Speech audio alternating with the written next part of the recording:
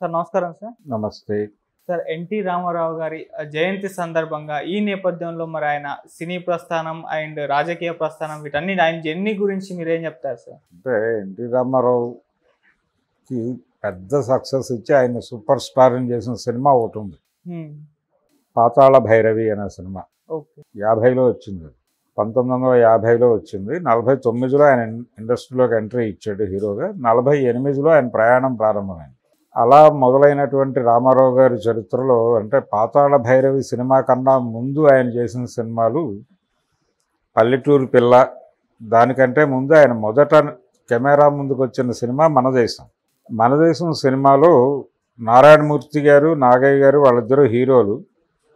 రామారావు గారిది నెగిటివ్ రోలే, అంటే బ్రిటిష్ ప్రభుత్వంలో ఒక పోలీస్ ఆఫీసర్ క్యారెక్టర్ చేశాడు ఆయన. నేషనల్ ఆర్ట్ థియేటర్స్ అనే పేరుతో ఆయనకి రంగస్థలం మీద ఒక కంపెనీ ఉండేది. ఆ బ్యానర్తో నాటకాలు వేసేవాడు ఆయన. ఆ నాటకాలు చూసినటువంటి ఎల్వి ప్రసాద్ గారు ఈయన ఇన్వైట్ చేశాడు. అంతకుముందు ఆయన ప్రభుత్వోద్యోగి. ఆయన గుంటూరు ఏసీ కాలేజీలో డిగ్రీ చేశాడు. ఇంటర్మీడియట్ విజయవాడ ఎస్ఆర్ఆర్లో చదివాడు ఆయన. నిజానికి మచిలీపట్నంలో డిగ్రీ కాలేజ్ ఉన్నా కానీ ఆయన వాళ్ళ ఊరు దగ్గర అది, కానీ గుంటూరులో చదివాడు ఏసీ కాలేజీలో. ఎందుకు చదివాడంటే విజయవాడ ఎస్ఆర్ఆర్లో చదవటం కూడా అందుకే. ఎందుకు చదివాడు అంటే వాళ్ళ ఊరు నుంచి పాలు తీసుకుని తెల్లవారుజామున బయలుదేరి సైకిల్కి కట్టుకుని దాన్ని ట్రైన్లో వేసుకుని తీసుకొచ్చి విజయవాడలో డైరీ ఇవి ఉండేవి, ఫర్మ్స్ ఉండేవి. వాళ్ళకి ఈ పాలు పోసి అక్కడి నుంచి ఇంకొక సైకిల్ పెట్టుకుని కాలేజీకి వెళ్ళేవాడు ఆయన. వెళ్ళి పని చదువు రెండింటినీ ప్యారలల్గా నడుపుతూ మధ్యలో డ్రామాలు. ఓకే. ఇది ఆయన జీవితం. ఆ కఠోర క్రమశిక్షణ అనేది అక్కడి నుంచి అలవాటు అయిపోయింది ఆయన. తర్వాత ఈ డైరీ ఫర్మ్స్తో ఉన్నటువంటి డీలు వ్యాపారం దెబ్బతింటుందనే ఉద్దేశంతో గుంటూరులో చేరాడు ఆయన. గుంటూరు ఏసీ కాలేజీలో చేరి విజయవాడ సత్యనారాయణపురం స్టేషన్, ఇప్పుడు లేదు, అది తీశారు. ఆ రోజుల్లో సత్యనారాయణపురం స్టేషన్ ఉండేది, దాన్ని ఎదుర్కొండానే ఈ డైరీ ఫార్మ్స్ ఉండేవి.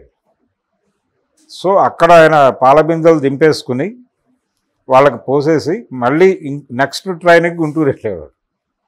గుంటూరు వెళ్ళి ఏసీ కాలేజీలో డిగ్రీ చదువుకుని ఆ 3 ఏళ్ళు అలాగే గడిపాడు ఆయన. ఆ తర్వాత మంగళగిరిలో ఆయనకి సబ్ రిజిస్ట్రార్గా ఉద్యోగం వచ్చింది. ఆ జాబ్లో జాయిన్ అయిన తర్వాత కూడా ఈ నాటక ఇది నడిచేది. ఏసీ కాలేజీలో ఆయనతో పరిచయం అయినటువంటి వాళ్ళందరూ దానిలో ఉండేవాళ్ళు. అలా ఎన్ఐటి బ్యానర్లో నాటకాలు వేస్తూ ఉండగా ఎల్వి ప్రసాద్ గారు ఈయన్ని ఇన్వైట్ చేశాడు. నిజానికి రిస్కే, ఆయన మంచి పొజిషన్ ఉన్నటువంటి జాబ్లో ఉన్నాడు అప్పుడు. అది వదులుకుని వెళ్ళటమా ఏమిటి అనే చిన్న డైలమాతో సెలవు పెట్టి వెళ్ళాడు ఆయన. వెళ్ళిన తర్వాత ఆయనకు పోలీస్ ఆఫీసర్ క్యారెక్టర్ ఇచ్చారు అక్కడ మన దేశంలో. ఆయన్ని జీవించాలి నటనలో అని అనుకున్నాడు ఆయన. ఒక లాఠీ చార్జ్ చేసే సీన్ అప్పచెప్పారు ఆయన. నిజంగానే కొట్టాడు జూనియర్ ఆర్టిస్టు. కొడితే ఒళ్ళు వాచిపోయి వాళ్ళందరూ వచ్చి ఎల్వి ప్రసాద్ గారి దగ్గర మొరపెట్టుకున్నారు, సార్ చిరకొడేస్తున్నాడు ఆయన. ఈ ధోరణి చివరి వరకు రామారావు గారిలో నడిచింది. ఆయనతో యాక్షన్ సీన్ అంటే ఫైట్ సీన్లో పాల్గొన్న వాళ్ళందరి అనుభవం ఇదే. ఆయన నిజంగానే కొట్టేస్తాడు ఆయన. కైకాల సత్యనారాయణ గారు చనిపోయారు ఈ మధ్య. ఆయన అనేక సినిమాల్లో ఆయనతో తన్నులు తిన్నాడు.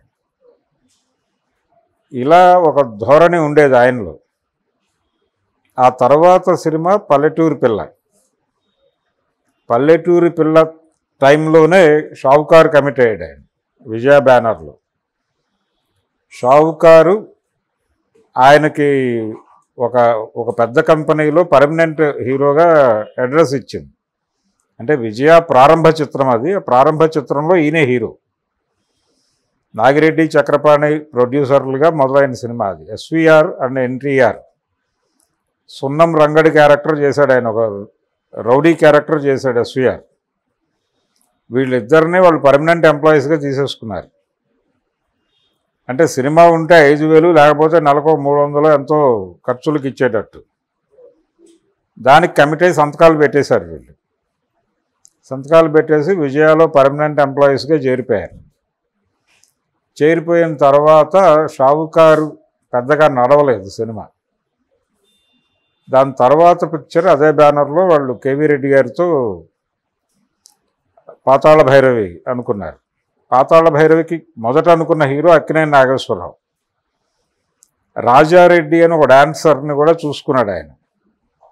Either Rajareddy or Akkineni Nageswararao. అప్పటికి అక్కినేని నాగేశ్వరరావు గారు జానపద సినిమాల్లో సూపర్ స్టార్. కీలుగుర్రం, మాయల మరాఠీ, బాలరాజు ఇలాంటి పెద్ద హిట్స్ ఉన్నాయి ఆయనకి. సో ఆయన్ని పెట్టి ముక్కామలని మాంత్రికుడిగా పెడితే ఎలా ఉంటుంది అని ఆ స్క్రిప్ట్ టైంలో వచ్చిన ఆలోచన.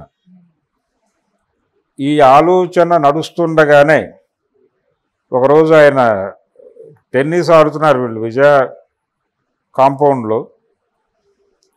ఆ టెన్నిస్ చూస్తున్నాడు ఆయన కేవీ రెడ్డి గారు. రామారావు గారు ఆడుతున్న పద్ధతి ఆయనకి నచ్చింది. నచ్చి అంటే చాలా కసిగా ఆడుతున్నాడు ఆయన. అది నచ్చింది ఈయనకి. నచ్చి ఇతను పనికొస్తాడు ఆ క్యారెక్టర్కి, తోటరాముడు క్యారెక్టర్కి అని పిలిచాడు ఆయన. పిలిచి నువ్వే తోటరాముడు అని అనౌన్స్ చేశాడు. ఆ సినిమా రిలీజ్ అయిన తర్వాత అక్కినేని నాగేశ్వరరావు గారు డైలమాలో పడ్డాడు. అది పెద్ద హిట్ అయిన తర్వాత ఇక జానపద ఏరియాలో మనకి చోటు లేదు అనే నిర్ధారణ అయింది ఆయనకి. తనకంటే ఎత్తైన వాడు, తనకంటే గంభీరమైన గొంతు కలిగిన వాడు, తనకంటే ఎక్కువ చదువుకున్నవాడు, ఇన్ని లక్షణాలు ఉన్నటువంటి వాడితో పోటీ ఎలా పడాలి అనేటువంటి ఒక డైలమాలోకి నాగేశ్వరరావు నెట్టేశాడు ఈయన ఆ సినిమాతో. ఇది అనేక వేదికల మీద నాగేశ్వరరావు గారు చెప్పుకున్నాడు. ఈ ఏరియా మనకు సంబంధం లేదు అనుకున్నాడు. తర్వాత విజయ బ్యానర్లోనే వచ్చినటువంటి పౌరాణిక సినిమా మాయాబజారు వీటితో ఆయన పౌరాణికాలు కూడా మనకు సంబంధం లేని ఏరియా అని నిర్ణయం చేసుకున్నాడు. అది కూడా ఆయనకు అప్పచెప్పేశాడు. అప్పచెప్పి సోషల్ సినిమాలు, సోషల్ కాన్ఫ్లిక్ట్ ఉన్న సినిమాలు మనం చేయవలను, అలాగే భగ్న ప్రేమికుడు పాత్రలు చేయాలా, దేవుడి పాత్రలు ఆయన వేస్తాడు కాబట్టి భక్తుడి పాత్రలు మనం వేసుకోవచ్చు అని ఇలా తన కెరియర్ డిజైన్ చేసుకున్నాడు ఆయన దుక్కిపాటి మధుసూదన్ రావు గారి నాయకత్వంలో. సో అలా ఆ టైంలో ఉన్నటువంటి ఇండస్ట్రీ పెద్ద హీరోలందరినీ భయపెట్టాడు ఈయన పాతాళ భైరవితో. తెలుగు తెరకి ఒక సూపర్ స్టార్ వచ్చేసాడు అనేది నిర్ధారణ అయిపోయింది. నిజానికి పల్లెటూరి పిల్లలోనే ఆ విషయం క్లారిటీ వచ్చేసింది ప్రపంచానికి. పల్లెటూరి పిల్ల హీరో అక్కినేని నాగేశ్వరరావు గారు. ఒక దొంగ క్యారెక్టర్లో రామారావుని తీసుకున్నాడు బిఏ సుబ్బారావు గారు. నిజానికి షోలే కథ, పల్లెటూరి పిల్ల కథ ఒకే లైన్లో ఉంటాయి. ఒక ఊరి మీద దొంగల ముఠా దాడి చేస్తూ ఉంటుంది. ఆ దాడిని ఎదుర్కోవటానికి ఊళ్ళో యువకులందరినీ ఒక యువకుడు సంఘటితపరుస్తూ ఉంటాడు. ఈ దొంగతనాలు చేయటం తప్పు అని చెప్పి ఆ దొంగల ముఠాలోనే ఒక వ్యక్తికి అనిపిస్తుంది, తప్పు చేస్తున్నాం మనం అని అనిపించి దొంగల ముఠా నాయకుడితో గొడవపడి ఘర్షణ పడి బయటకు వచ్చేసి, మీకు దొంగల ముఠాని ఎలా ఎదుర్కోవాలో తెలియటం లేదు, నేను నేర్పిస్తాను మీకు ఎలా ఎదుర్కోవాలో అని ఆ దొంగల ముఠా నుంచి వచ్చిన వ్యక్తి ఆ ఊళ్ళో యువకుల్ని ట్రైన్ చేస్తాడు. ట్రైన్ చేసి విజయవంతంగా దొంగల ముఠాని ఎదిరించి వాళ్ళని మట్టి కరిపిస్తాడు. ఇది రోల్ రామారావు రెండో సినిమాలో. ఆ క్యారెక్టర్లో ఆయన నాగేశ్వరరావుని మింగేశాడు. విచిత్రంగా ఆ సినిమాలో అంజలీదేవి గారి హీరోయిన్, ఆవిడ అక్కినేని నాగేశ్వరరావుని ప్రేమిస్తూ వాళ్ళిద్దరి మధ్య ఒక ప్రేమ ఉంటుంది. ఎన్టీఆర్ ఎంటర్ అయ్యి మొదలెట్టిన తర్వాత ఆవిడ తన ప్రేమని రామారావు వైపు మార్చుకుంటుంది. అక్కినేని నాగేశ్వరరావు వాళ్ళిద్దరూ ఇంటిమేట్గా ఉండగా చూసి చాలా బాధపడి త్యాగం చేసేస్తాడు ఊరి కోసం. అది పల్లెటూరి పిల్ల లైన్. అట్లా రామారావు ఇండస్ట్రీని శాసించబోతున్నాడు అని ఒక రకంగా హింట్ ఇచ్చిన సినిమా పల్లెటూరి పిల్ల. ఆ తర్వాత వచ్చిన పాతాళ భైరవితో ఆయన సూపర్ స్టార్ అయిపోయాడు. అందులో ఒక పాట ఉంటుంది, ఇతిహాసం విన్నారా ఆ అతి సాహసులే ఉన్నారా అని ఒక పాట ఉంటుంది. పింగళ నాగేంద్రరావు గారు రాశాడు ఆ పాట. ఎన్టీ రామారావు గారి ఒక రకంగా ఆయన జీవితానికి అన్వయించే పాట అది. మట్టి బొమ్మలను మహారణానికి జట్టు నడిపిన శాలివాహనుడు అని రాస్తాడు అందులో. మట్టి బొమ్మలను మహారణానికి జట్టు నడిపిన శాలివాహనుడు. అలా ఆయన పాతాళ భైరవిలో ఆయన ఏ ఉద్దేశంతో రాశాడు తోటరాముడు గురించి అనేది పక్కన పెట్టేస్తే ఎన్టీఆర్ లైఫ్ మొత్తం కూడా ఆ పాటలాగానే కనిపిస్తుంది. అంటే ఏది చేసినా అలాగే చేసేవాడు ఆయన. అంటే ఒక రకమైనటువంటి మూర్ఖత్వం అనిపిస్తుంది, కానీ ఆయన ధోరణి అది. అంటే ఎలా ఉండేదంటే రామారావు గారి ధోరణి ఇందాక నేను చెప్పినట్టు ఈ మట్టి బొమ్మలను మహారణానికి జట్టు నడిపిన శాలివాహనుడని 50లో రాశాడు ఆయన. ఆ తర్వాత ఆయన పార్టీ పెట్టినప్పుడు 35 సంవత్సరాల నుంచి వేళ్ళూనుకున్నటువంటి కాంగ్రెస్ పార్టీని కూకటి వేళ్లతో పెకలించాడు ఆయన తెలుగుదేశం పార్టీ పెట్టి. చాలా అంటే ఒక్కసారి సడన్ సర్ప్రైజ్ అది కాంగ్రెస్ పార్టీకి కూడా. అలా జరుగుతుందని అనుకోలేదు, ఆయన అనుకోలేదు, ఎన్టీఆర్ కూడా అనుకోలేదు. ఆయన ఒక చోట ఎక్కడో చెప్పాడు ఆయన ఒక ప్రెస్ మీట్లో, ఒక బలమైన ప్రతిపక్షాన్ని రుచి చూపించబోతున్నాను కాంగ్రెస్ పార్టీకి అన్నాడు తప్ప నేను గెలిచి ముఖ్యమంత్రిని కాబోతున్నాను అని చెప్పలేదు. అయితే ఆ ఎన్నికల్లో ఆయన చాలా చోట్ల అనామకులు అంటే జనాలకి పెద్దగా తెలియనటువంటి అభ్యర్థులనే నిలబెట్టాడు. ఆ పాటలో చెప్పినట్టు మట్టి బొమ్మలనే నిలబెట్టాడు. ఆ మట్టి బొమ్మలతో మహారణం చేసి జట్టు నడిపి కూలజోసాడు దాన్ని. కాంగ్రెస్ కంచుకోట అన్నటువంటి ఆంధ్రప్రదేశ్ని, అంటే వాళ్ళ కాన్ఫిడెన్స్ ఏంటంటే దేశమంతా జనతా వేవ్ నడిచినప్పుడు 77 ఎన్నికల్లో ఏపీలో కాంగ్రెస్ పార్టీ జెండా ఎగరేసింది. అంత కాన్ఫిడెన్స్ ఉంది వాళ్ళకి ఏపీ మీద. అటువంటిది ఆ ఏపీలో కాంగ్రెస్ పార్టీని పక్కకి నెట్టి అధికారంలోకి వచ్చాడు ఈయన.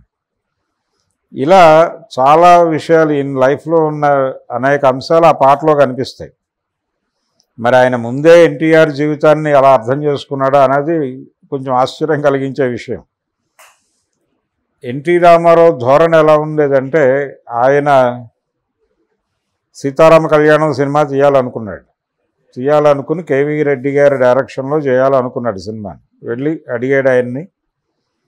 ఆయన ఒక లైన్ చెప్పాడు, అంటే రాముడు రామారావు, రావణుడు ఎస్వీఆర్ అలా చేద్దామనేది ఆయన ప్రతిపాదన. తాను రావణుడు వేయాలనుకున్నాడు. అప్పటికే ఆయన భూ కైలాసలో రావణుడు వేసున్నాడు. అయితే భూ కైలాస్ అనేది ఏవిఎం వాళ్ళ సినిమా, దానిలో రావణ పాత్ర చేశాడు ఆయన. అంటే ఫస్ట్ టైం రావణుడిగా కనిపించింది అక్కడే. ఆ తర్వాత ఆయనలో ఒక ద్రవిడ ఆలోచన విధానం ఉండేది. దాని ప్రాతిపదిక అది త్రిపురనేని నుంచి పడి ఉండొచ్చు. అంటే వాళ్ళ స్వగ్రామానికి దగ్గరలోనే అంగళూరు నుంచి త్రిపురనేని వారు ఉండేవారు. చిట్టిగూడూరులో సంస్కృత కళాశాల ఉండేది, వీళ్ళ ఊరు దగ్గరే అది. చాలామంది ఆ రోజుల్లో ఈయన సామాజిక వర్గానికి చెందిన వాళ్ళు చాలామంది దానిలో సంస్కృతం చదువుకునేవాళ్ళు వాంటెడ్గానే. అసలు ఈ వేదాల్లోనూ ఇతర వైదిక వాంగ్మయంలో ఏముందో తెలుసుకోవాలి అనేటువంటి తపనతో చదివేవారు. ఒక హేతువాద దృక్పథము ఇవన్నీ అక్కడ నుంచి ప్రపంచం మీదకి పంపయ్యేవి. ఆ ఏరియాలో తెచ్చాడు ఈయన. దాని ఇన్ఫ్లుయెన్స్ ఉంది ఎన్టీఆర్ మీద. ఆ తర్వాత ఈయన మెడ్రాస్ వెళ్ళిన టైంలో యాంటీ హిందీ మూమెంట్ జరుగుతోంది పెరియార్ రామస్వామి నాయకత్వంలో. దాని ఇన్ఫ్లుయెన్స్ కూడా ఎన్టీఆర్ మీద పడింది. దాంతో ఒక రకంగా ఆయన త్రిసూత్ర పథకంగా తయారయ్యాడు. Anti Congress, anti Hindi, anti Brahman ఇలా నడిచింది ఆయన ఆలోచన. అది ఆయన రాజకీయాల్లోనూ అదే చేశాడు, సినిమాల్లో ఉండగా కూడా అదే మాట్లాడాడు. ఎక్కడా తేడా లేదు, ఒకే వేవ్ లెంగ్త్లో వెళ్ళాడు ఆయన ప్రయాణం. ఆయన సినిమా ఈ ద్రవిడ ఆలోచన విధానంతో రావణ పాత్ర వేయటానికి ఇష్టపడేవాడు. అది కేవీ రెడ్డి గారికి నచ్చలేదు. ఫైనల్గా తనే డైరెక్ట్ చేసుకున్నాడు ఆ సినిమాని. తను మొదటిసారి డైరెక్ట్ చేసిన సినిమా సీతారామ కళ్యాణం. ఆ సినిమాలో రాముడి పాత్ర హర్నాథ్తో చేయించాడు ఆయన, తను రావణుడు వేసి వాంటెడ్గా చేసినప్పుడు. కేవీ రెడ్డి గారిని అడిగి కాదనిపించుకున్నాం కాబట్టి అసలు డైరెక్టర్ కార్డే వద్దు సినిమాలో అని డైరెక్టర్ కార్డు ఉండదు ఆ సినిమాలో. నిర్మాత త్రివిక్రమరావు అని పడి ఆగిపోతాయి టైటిల్స్. ఎన్టీఆర్ డైరెక్టర్ అని చెప్పడు, ఎక్కడా ఉండదు కూడా. కానీ తనే డైరెక్ట్ చేసుకున్నాడు. ఆయన మీద గౌరవంతో చేసినటువంటి పని అది. ఈ ధోరణిలో ఉండేది ఆయన ఆలోచన విధానము ఇదంతా. అలా ఒక పొలిటికల్ ఐడియాలజీ ఉంది ఆయనకి, ఒక రాజకీయ తాత్విక చింతన ఉన్నటువంటి నటుడు. అంటే ఆ కాలంలో నాటి నటులు చాలామంది చదివేవారు, ఆ చదువరితనం కనిపించేది ఎన్టీఆర్లో. మోదుకూరి జాన్సన్ గారికి ఆయనకి ఒకసారి ఒక డిస్కషన్ జరిగింది. అంటే కథానాయకుని కథ అనే ఒక సినిమాలో కర్ణుడి క్యారెక్టర్ వేశాడు ఆయన. ఒక 5-10 నిమిషాల దీనిలో చిన్న డ్రామా. అంటే ఆయన సినిమా నటుడిగా కనిపిస్తాడు, ఒక సినిమాలో ఆయన ఆ క్యారెక్టర్ వేస్తాడు కర్ణుడు. ఆ కర్ణుడి క్యారెక్టర్కి జాన్సన్ గారు డైలాగులు రాశాడు. దానిలో ఆయన ప్రతిభ అనేటువంటి, ఆ తర్వాత ఎప్పుడూ జరిగినటువంటి యాంటీ రిజర్వేషన్ మూమెంట్లో ఎజెండాలోకి వచ్చిన ప్రతిభ అనే అంశం గురించి కర్ణుడి క్యారెక్టర్తో మాట్లాడిస్తాడు ఆయన, జాన్సన్ గారు. అది రామారావుకి కనెక్ట్ అయ్యి ఆయన జాన్సన్ గారిని కూర్చోబెట్టి అడిగాడు, ఇదే వేవ్ లెంగ్త్లో మనం సినిమా చేద్దాం పూర్తి స్థాయిలో కర్ణుడి క్యారెక్టర్ మీద, మీరు రైటర్గా వచ్చేయండి అని. కానీ అప్పుడు ఆ ప్రాజెక్ట్ నేను టేక్ ఓవర్ చేసే పరిస్థితిలో లేని, కమిట్మెంట్స్ చాలా ఉన్నాయి, అందుకని మీకు కొండవీటి వెంకటకవి అని ఒక ఆయన ఉన్నాడు, ఆయన్ని అప్పచెప్తానన్నాడు. నాకు తెలుసు ఆయన, నేను చార్వాకలో చదువుతాను ఆయన కానీ. చార్వాక చదువుతారా మీరు అని అడిగాడు. చదువుతానన్నాడు ఆయన. అలా కొండవీటి వెంకటకవి గారితో లింక్ అయింది. ఆయన హేతువాది. ఆయన్ని తీసుకొచ్చి దానవేరు సూరకర్ణ స్క్రిప్ట్ రాయించాడు. ఇక అక్కడి నుంచి వాళ్ళిద్దరి ప్రయాణం. సముద్రాల రాఘవాచార్యులు గారు ఎంతో భక్తిపూర్వకంగా సంపూర్ణ రామాయణం అని ఒక స్క్రిప్ట్ రాసి రామారావు గారికి ఇచ్చి ఆ తర్వాత చనిపోయాడు ఆయన. రామారావు గారు అది ఉంది ఆయన దగ్గర తీసుకున్నాడు, కానీ దాన్ని తెరకెక్కించకుండా అలా పెట్టు కూర్చున్నాడు. ఆ టైంలో సంపూర్ణ రామాయణం సినిమా చేద్దాము అని రాజమండ్రికి చెందినటువంటి నిడమర్తి మూర్తి గారు బాపు రమణల్ని కలిశాడు, శోభన్ బాబు గారితో చేద్దామని. కలిస్తే వాళ్ళకి ఎవరో చెప్పారు, సముద్రాల గారి స్క్రిప్ట్ ఒకటి ఉంది రామారావు గారి దగ్గర, ఆయన మీరు ఒకేసారి మొదలుపెట్టి 2 ఒకేసారి రిలీజ్ అయితే ఇబ్బంది అవుతుంది, ఒకసారి వెళ్ళి మాట్లాడుకోండి. అప్పుడు ముళ్ళపూడి వెంకటరమణ గారు వెళ్ళి ఆయన బాపు గారు ఇద్దరు కలిసి నిడమూర్తి మూర్తి గారిని కూడా తీసుకుని వెళ్ళి రామారావు గారిని కలిశారు. కలిస్తే ఆయన ఏమిటి విషయం అంటే చెప్పారు, ఇలా సంపూర్ణ రామాయణం తీయాలనుకుంటున్నాడు ఈయన. అప్పటికి తమిళంలో సంపూర్ణ రామాయణంలో రాముడిగా నటించాడు రామారావు. అది తెలుగులో 70 వచ్చింది. ఆయన వాయిస్ కాదు, వేరే వాళ్ళ వాయిస్తో ఉంటాయి సినిమాలో డైలాగులు, యూట్యూబ్లో ఉంది అది. ఇలా అక్కడ సంపూర్ణ రామాయణం చేశాడు. అంతకుముందు అసలు ఒరిజినల్ సంపూర్ణ రామాయణం తీసింది నిడమర్తి మూర్తి గారి ఫాదర్.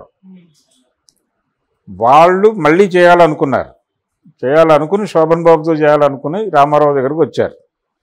ఏమిటి విషయం అంటే వాళ్ళు చెప్పారు, ఇది ప్రాజెక్ట్ అండి, మీ దగ్గర కూడా సముద్రాల గారి స్క్రిప్ట్ ఉందని తెలిసింది, మీరు మేము ఒకేసారి మొదలు పెడితే ఇబ్బంది అవుతుందని మీతో మాట్లాడి నిర్ణయం తీసుకుందామని వచ్చాము. ఆయన అయితే మీరు ప్రొసీడ్ అయిపోండి అని చెప్పాడు. శోభన్ బాబుతో బాగానే ఉంటుంది చేసుకోండి అన్నాడు. మరి మీ పరిస్థితి ఏమిటి అని అడిగారు. నా దగ్గర సముద్రాల స్క్రిప్ట్ ఉంది, కానీ దాంతో యాజ్ ఇట్ ఈజ్గా నేను సెట్స్ మీదకి వెళ్ళదలుచుకోవట్లేదు, దాన్ని ఇంప్రవైజ్ చేస్తున్నాను, అది ఎప్పుడవుతుందో తెలియదు, కాబట్టి ఇప్పుడైతే చేయలేను, కనీసం ఇప్పుడు నేను టేకప్ చేసిన ప్రాజెక్టుల ప్రకారం 3-4 ఏళ్ల వరకు రాదు, అది ఆ తర్వాతే వస్తుంది, కాబట్టి మీరు హ్యాపీగా చేసేసుకోండి సినిమా అని చెప్పాడు. వీళ్ళు శోభన్ బాబుతో సినిమా చేశారు. అది మొదటి 4 రోజులు జనం లేరు. శోభన్ బాబు కొంచెం టెన్షన్ వచ్చి రామారావు గారి దగ్గరికి వెళ్ళాడు, ఇలా జరిగింది ఏమిటి రాముడు వేషం వేస్తే. ఆయన ధైర్యం చెప్పాడు, ఈయనకి అలా కాదు, మౌత్ పబ్లిసిటీ స్ప్రెడ్ అవ్వాలి కదా, సినిమా బాగానే ఉంది, కొంచెం టాక్ స్ప్రెడ్ అవ్వడానికి టైం తీసుకుంటుంది, వెయిట్ చేయి, 3-4 రోజుల తర్వాత అయినా సినిమా సక్సెస్ అవుతుంది, నువ్వు టెన్షన్ పడకు అన్నాడు. ఈ విషయాన్ని ముళ్ళపూడి వెంకటరమణ గారు తన ఆటోబయోగ్రఫీలో రాసి కొత్త రాముడికి ధైర్యం చెప్పిన పాత రాముడు అని హెడ్డింగ్ పెడతాడు. దాన్ని అట్లా ఉండేది ఆయన ధోరణి. ఆ తర్వాత ఆయన ఆ స్క్రిప్ట్ని, సముద్రాలు గారు ఇచ్చినటువంటి సంపూర్ణ రామాయణం స్క్రిప్ట్ని మార్చి తన ధోరణిలోకి రాసుకుని దాన్ని శ్రీరామ పట్టాభిషేకం అనే పేరుతో తీశాడు. ఆ సినిమాలో రామారావు గారి తాత్విక దృక్పథం మొత్తం కనిపిస్తుంది. ఆయన రాజకీయాల్లోకి వచ్చిన తర్వాత తెలుగువాడి ఆత్మగౌరవాన్ని ఢిల్లీ నడివీధుల్లో అమ్మేసిన కాంగ్రెస్ అన్నాడు. ఆ నినాదం పుట్టుక శ్రీరామ పట్టాభిషేకం సినిమాలో రావణ పాత్రలో ఒక డైలాగ్ ఉంటుంది. విభీషణుణ్ణి ఆయన క్రిటిసైజ్ చేస్తూ నీ దేశ స్వాతంత్రాన్ని, సార్వభౌమాధికారాన్ని, ఆత్మగౌరవాన్ని రాముడి పాదాల చెంత తాకట్టు పెట్టడానికి సిద్ధమవుతున్నావు అంటాడు. ఇదే డైలాగ్ ఆయన రాజకీయాల్లోకి వచ్చాక మాట్లాడాడు. కాంగ్రెస్ పార్టీని టార్గెట్ చేసి, అక్కడ రాముడిని టార్గెట్ చేసి మాట్లాడాడు. ఇది చాలా అంటే ఒక కోఆర్డినేషన్ కనిపిస్తుంది. ఆయన సినిమా డైలాగులకి పొలిటికల్ డైలాగులకి చాలా దగ్గర పోలికలు కనిపిస్తాయి. అంటే ఒక తాత్విక ధార ఆయనలో మొదటి నుంచి ట్రావెల్ అయింది, అది మరణించే వరకు. ఆ తర్వాత ఆయన పొలిటికల్ పార్టీ పెట్టాడు, అదే ఎజెండాతో ముందుకెళ్ళాడు. ఆయన సిద్ధాంతంతోనే ఆయన తీసుకున్న నిర్ణయాలు, అంటే ఆయన ముఖ్యమంత్రి అవగానే పటేల్ పట్వారీ వ్యవస్థను రద్దు చేశాడు. ఇక్కడ కరణం మునసబు వ్యవస్థను రద్దు చేశాడు ఆంధ్రాలో. ఈ కరణాలందరూ, అంటే కరణం అనేది నియోగి బ్రాహ్మణ కులం వాళ్ళు చేసేవాళ్ళు. ఈయనలో ఉన్నటువంటి బ్రాహ్మణ వ్యతిరేకతతో ఈ నిర్ణయం తీసుకున్నాడని చాలామంది వ్యాఖ్యానాలు చేశారు. అప్పుడు అది కాదు, ఆయన మండల వ్యవస్థ తీసుకొచ్చాడు. మండల వ్యవస్థ తీసుకురావడానికి ఇబ్బందికరంగా ఉన్నటువంటి ఈ వ్యవస్థను తొలగించాడు. అది ఒక పొలిటికల్ డెసిషన్. అది అందులో కూడా రామారావు గారి తాత్వికతని దానికి అంటగట్టి మరీ మాట్లాడారు చాలామంది. ఆ తరువాత ఆయన వైదికపు బ్రాహ్మణుల మీద కూడా ఒక అటాక్ చేశాడు.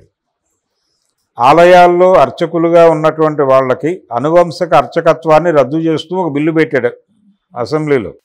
అంటే వంశపారంపర్యంగా, అంటే పూజారి గారి కొడుకే పూజారి అవటం అనేది రద్దు చేశాడు. రద్దు చేసి వాళ్ళకు కూడా రిటైర్మెంట్ పెట్టాడు.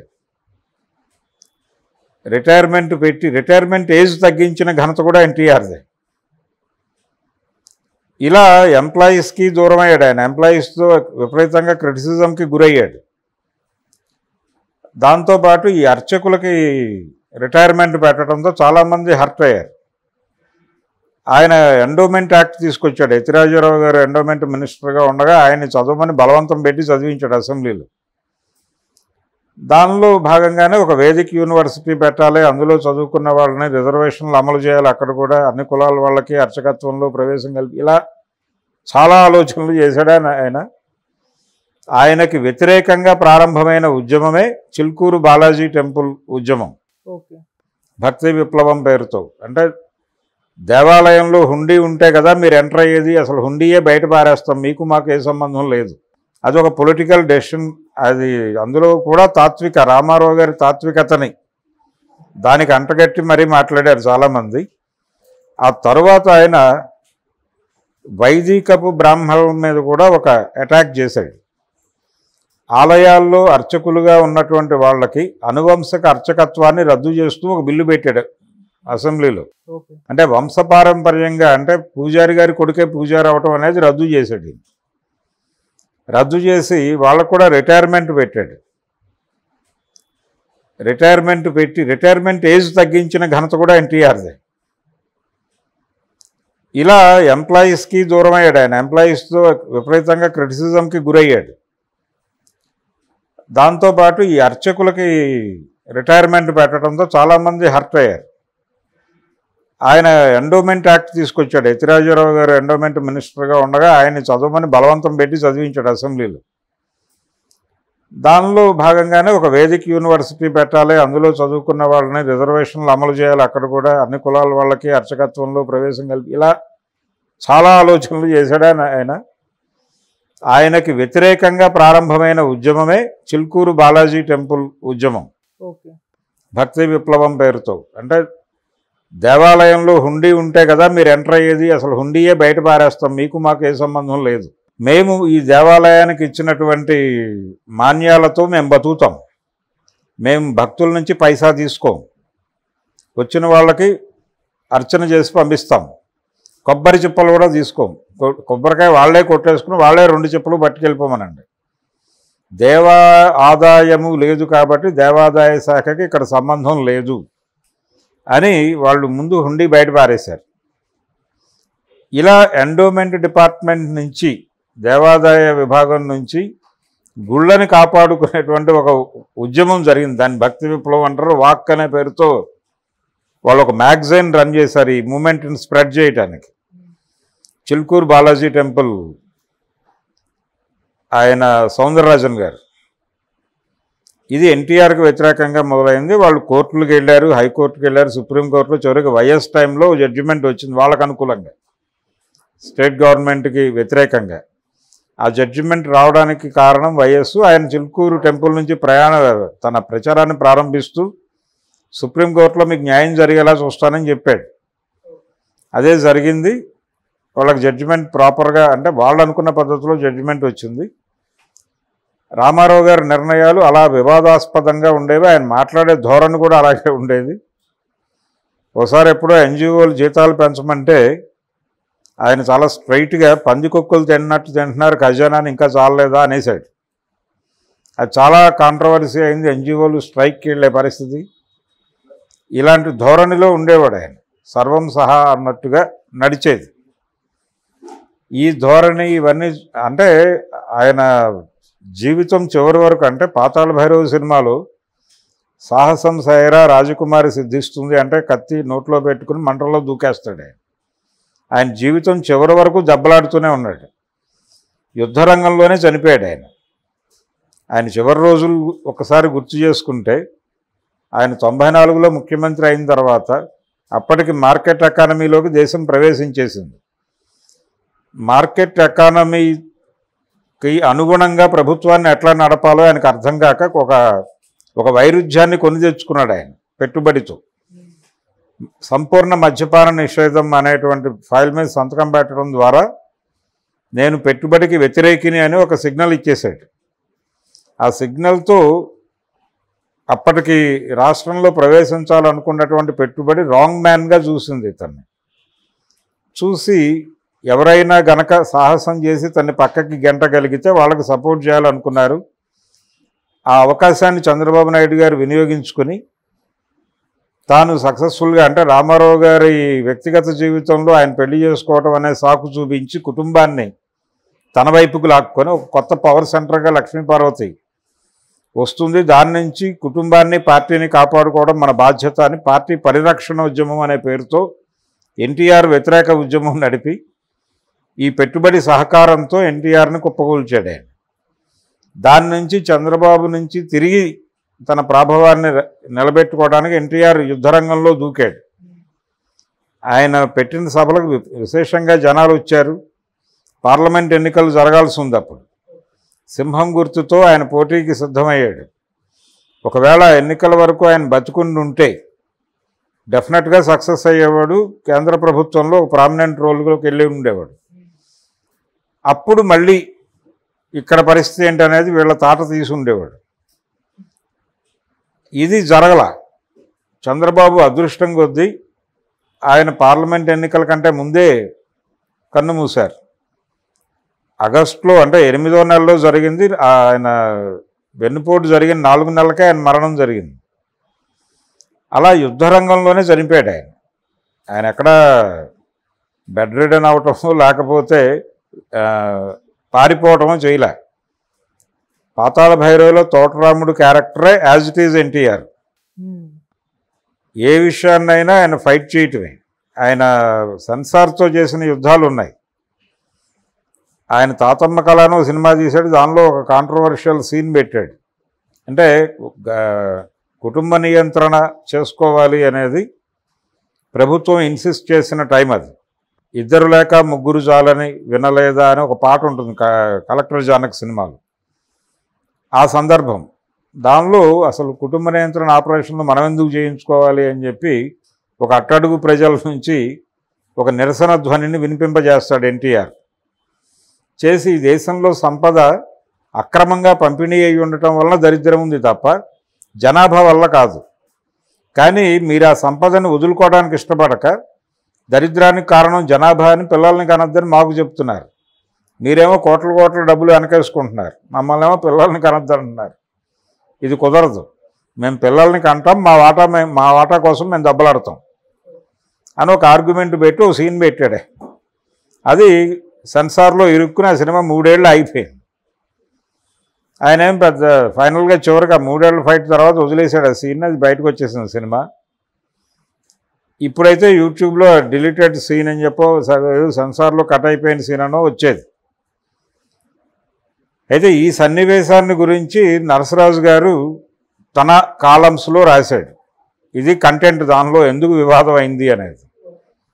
అలాగే పుట్టపర్తి సాయిబాబా మీద కూడా ఆయనకు వ్యతిరేకత ఉండేది. ఆ వ్యతిరేకతతో ఆయన క్యారెక్టర్ని పెట్టి ఓ సినిమా తీశాడు, ఆయన కోడలు దిద్దిన కాపురం అని. ఆయన 200వ సినిమా అది. దాంట్లో సత్యనారాయణతో ఆ సత్యసాయిబాబాని పోలిన గెటప్ వేసి క్యారెక్టర్ పెట్టి సినిమా తీశాడు. అది కాంట్రవర్సీ అయింది. సెన్సార్ వాళ్ళు సర్టిఫికెట్ ఇవ్వనన్నారు. అది కోర్టుకు కమిటీ ముందుకు వెళ్లాల్సి వచ్చింది. ఈయన కమిటీ ముందుకు వెళ్ళినప్పుడు అది మాయల పక్కీరు విగ్గు పెట్టామండి మేము, సాయిబాబా అంటే ఏమిటి పోలిక ఆయనకి ఈ క్యారెక్టర్కి అని అడిగాడు. నరసరాజు గారితో కలిసి డిస్కస్ చేసిన తర్వాత స్టేట్మెంట్ ఇది. ఆయన చెప్పాడు, అంటే ఆయన జుట్టు సాయిబాబాని పోలి ఉంది కదా సార్, మీరు పెట్టిన క్యారెక్టర్ హెయిర్ స్టైల్ అంటే, లేదండి ఇది మాయల పక్కీరు విగ్గును వాడాము మేము, అది వాడటం తప్పని ఎక్కడా లేదు కదా, మేము సాయిబాబాని ఇమిటేట్ చేయలేదని ఏదో పద్ధతిలో ఆర్గ్యూ చేసి సర్టిఫికేట్ తెచ్చుకున్నాడు. సినిమా రిలీజ్ అయింది, కాంట్రవర్సీ అయింది అది. ఆ తర్వాత యమగోల్లో కూడా కాంగ్రెస్ మీద చాలా చురకలు ఉంటాయి, చెణుకులు ఉంటాయి. అందులో కూడా ఈ కుటుంబ నియంత్రణ వ్యవహారం మాట్లాడతాడు ఆయన. అంటే ఒక డాక్టర్ని బోన్లో నిలబెట్టి యమధర్మరాజు అడుగుతాడు, ఏంటి తను చేసిన నేరం అంటే చిత్రగుప్తుడు చెప్తాడు, పెళ్ళి అయిన వాళ్ళకి కాని వాళ్ళకి కూడా ఆపరేషన్లు చేశాడు పిల్లలు పుట్టకుండా అని. పోయి అనాచారి అంటాడు ఆయన. లేదండి నాకే సంబంధం లేదు, ఇన్ని ఆపరేషన్లు చేయకపోతే జీతాలు ఇవ్వనంది ప్రభుత్వం, నేనేం చేయగలను అంటాడు ఆయన. అంటే ఎవరు ఆ ప్రభుత్వం అంటాడు. ఈ లోపల ఎన్టీఆర్ ప్రాసిక్యూటర్ లాగా ఎంటర్ అయిపోయి, అబ్బాయి ప్రభుత్వానికి ఏం సంబంధం లేదండి, ఏ అధికారము లేని ఒక యువజన నాయకుడు ఉన్నాడు అక్కడ, అతని నిర్వాకం ఇదంతా అంటాడు సంజయ్ గాంధీని ఉద్దేశించి. ఇలాగే ఇంద్రుడి గురించి మాట్లాడుతూ, భూలోకంలో మా రాజకీయ నాయకులు నిన్ను ఆదర్శంగా తీసుకుని అమ్మాయిలను సరఫరా చేసి పదవులు పొందుతున్నారు అంటాడు. అంటే కాంగ్రెస్ పార్టీ మీద ఆ రోజుల్లో ఒక చిన్న సెక్స్ స్కాండల్ ఒకటి బయటకు వచ్చింది, దాన్ని టార్గెట్ చేస్తూ అక్కడ డైలాగులు నడుపుతాడు ఆయన. ప్రొడ్యూసర్ ఏమో వెంకటరత్నం గారు ఆ సినిమాకి, ఈయనేమో పొలిటికల్గా రెచ్చిపోయి స్క్రిప్ట్ అంటే సెట్లో డైలాగులు రాసేవాళ్ళు వీళ్ళు, రామారావు గారు నరసరాజు గారు కూర్చుని. ఇది భయం వేసేది వెంకటరత్నం గారికి. అది 35 lakhs అప్పటికి చాలా హైయెస్ట్ బడ్జెట్ సినిమా అది. ఇది సెన్సార్లో ఇరుక్కుంటే ఏమైపోతుంది తాతమ్మ కళ్ళలాగా, ఆయన కాబట్టి 3 ఏళ్ళు వెయిట్ చేశాడు, మనం వెయిట్ చేయలేం కదా అని ఒక ఆందోళనలో ఉండిపోయాడు ఆయన. ఫైనల్గా సినిమా సెన్సార్ అయ్యి రిలీజ్ అయ్యి, ఇక్కడ కాంగ్రెస్ గవర్నమెంట్ ఉంది, సినిమా రిలీజ్ అయ్యి హిట్ అయిన తర్వాత ఆయన కన్ను మూసుకున్నాడు హాయిగా, వెంకటరత్నం పల్లవి. అటువంటి ధోరణిలో అంటే ముందే కండిషన్ పెట్టాడు ఆ స్క్రిప్ట్కి ఆయన, రైటర్ సెట్లో ఉండవలను, అలా ఉంటేనే డేట్స్ ఇస్తాను, ఆ సినిమా చేస్తాను అని చెప్పాడు ఆయన. ఎందుకు రైటర్ని ఉండమన్నాడంటే ఇదే, ఈ మార్పుల కోసం. ఈ ధోరణిలో చేసిన ఆ సినిమా చాలా పెద్ద హిట్ అవ్వటం. నిజానికి 77 అనేది ఆయన జీవితంలో ఒక ల్యాండ్ మార్క్ ఇయర్. జనవరిలో దానవేరు సూరకర్ణ రిలీజ్ అయింది, 77 జనవరిలో. సమ్మర్లో అడవిరాముడు, అక్టోబర్లో యమగోళ. ఒకే సంవత్సరం 3 175 days సినిమాలు. దాంతో ఆయన ఎక్కడికో వెళ్ళిపోయాడు. ఆ ఇమేజ్ ఆయన స్ట్రైట్గా సీఎం అయిపోయి ఇండస్ట్రీ నుంచి వెళ్ళిపోయి, అలా ఆయన రాజకీయ జీవితము, సినిమా రంగము మొత్తం కూడా చాలా సక్సెస్ఫుల్. అలాగే ఇంకొక ఇది ఉంది రామారావు జీవితంలో, ఆయన మొదటి కలర్ సినిమా లవకుశ చాలా పెద్ద హిట్, ఇండస్ట్రీ హిట్. అది ఆ రికార్డు అన్బ్రేకబుల్. ఆ తర్వాత ఆయన నటించిన మొదటి సాంఘిక రంగుల సినిమా దేశోద్ధారకులు, అది కూడా చాలా పెద్ద హిట్. కొత్త మార్కెట్లని తెలుగు సినిమాకు ఓపెన్ చేసిన సినిమా అది. ఆయన నటించిన మొదటి scope cinema Adavi Ramudu, sensational hit అది. అలాగే అదే డేట్స్లో అంటే లవకుశ, దేశోద్ధారకులు రిలీజ్ అయిన రోజే, అదే రోజున ఆయన తెలుగుదేశం పార్టీ అనౌన్స్ చేశాడు, అది కూడా పెద్ద హిట్టే. కాకపోతే తన వల్లనే తెలుగుదేశం పార్టీ ఉంది అనే నమ్మకం ఆయనలో బలంగా ఉండేది. ఒక ఇంటర్వ్యూలో మీ తర్వాత తెలుగుదేశం పరిస్థితి ఏంటంటే ఇది నాతోనే పుట్టింది నాతోనే పోతుంది అనేసాడు ఆయన, ఎటువంటి మొహమాటాలు లేకుండా. కానీ ఇప్పటికీ కొనసాగుతుంది ఆ పార్టీ. ఇలా ఒక భిన్నమైనటువంటి ధోరణి ఉన్నటువంటి ఒక విచిత్రమైన నటుడు, రాజకీయ నాయకుడు, దర్శకుడు. నిజానికి ఆయన అద్భుతమైన దర్శకుడు, నటుడు కాకపోయి ఉంటే అద్భుతమైన దర్శకుడు అయి ఉండేవాడు ఆయన. ఆయన మీద ఘంటసాల మీద అదే ఆరోపణ. అంటే ఘంటసాల గారు అద్భుతమైన సంగీత దర్శకుడు, లవకుశ, రహస్యం లాంటి సినిమాలు, సంగీతం ఆయన తప్ప ఇంకొకటి చేసే ప్రసక్తే లేదు. ఆయన మెయిన్ స్ట్రీమ్ సింగర్ అవటం వలన ఆయన సంగీత దర్శకత్వానికి అన్యాయం చేశాడు అనేటువంటి ఒక ఆరోపణ ఉంది ఆయన మీద. అలాగే ఎన్టీఆర్ కూడా మంచి డైరెక్టర్, ఆయన మెయిన్ స్ట్రీమ్ హీరో అవటం వలన ఆయన డైరెక్షన్లో ఎక్కువ సినిమాలు చూసే అవకాశం రాలేదు. అది ఎన్టీఆర్లో ఉన్నటువంటి భిన్నమైనటువంటి ధోరణులు, ఆయన ఆలోచన సరళి. ఇప్పుడు ఆయన 101వ సంవత్సరం జన్మదినం జరుపుకుంటోంది తెలుగు జాతి. ఆయన తెలుగు జాతి అనే మాట్లాడేవాడు. ఆయన ఉన్నంతకాలం అంటే తెలంగాణలో ఆయనకి అద్భుతమైన సపోర్ట్ ఉండేది. వేర్పాటువాద ఉద్యమాలను ఆయన నిరసిస్తూనే వచ్చాడు బతుకున్నంతకాలం. ఆయన సినిమాలో దాదాపు ఆ సబ్జెక్ట్ మీదే సినిమా తీశాడు ఆయన, తల్లా పెళ్ళామా అని. అందులో దాదాపు పావుగంట సీను, ఒక 5 నిమిషాల పాట ఉంటుంది. ఇప్పటికీ సమైక్యాంధ్ర నినాదం ఇచ్చేవాళ్ళు ఆ పాటే వాడుతూ ఉంటారు. ఒక భిన్నమైనటువంటి రాజకీయ తాత్విక దృక్పథం ఉన్నటువంటి నటుడు ఎన్టీ రామారావు, ఆయనకి రీప్లేస్మెంట్ లేదు. అటువంటి ఐడియాలజీ ఉన్నటువంటి నటులు మళ్ళీ రాలేదు తెలుగులో ఎవరు కూడా. అందుకని రామారావు ఎప్పటికీ భిన్నమే. Thank you so much. Thank you.